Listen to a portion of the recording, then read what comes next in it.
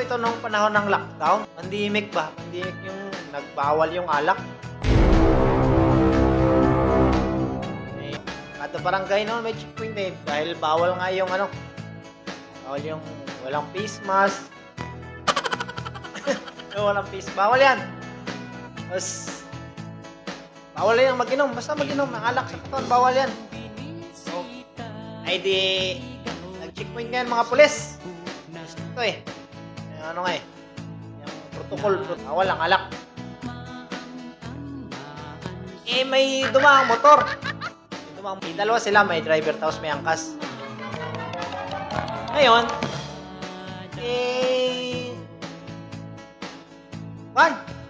yung angkas parang halata ng pulis na nakainom, ay bawal.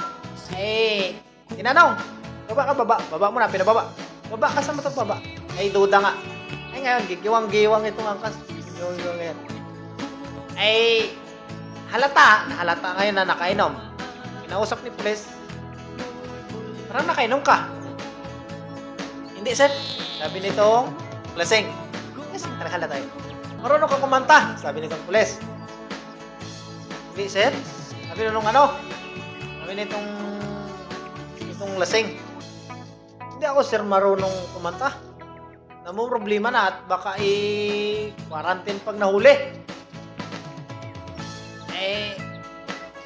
Nagpresenta itong ano? Itong lasing, nagpresenta. Sayaw na lang, sir. Sabi nung ano? Hindi ba niya marunong magkanta? Sayaw na lang. Babawi siguro sa sayaw eh, ganyan eh. Hindi sumayaw. Nagbudots. Bakit nagbudots? Aroy, nagkarahulog ta na tong gin nga nakasuksok sa brief. Ay, nahuli. Nahuli ng pulis. Nagbudots ba?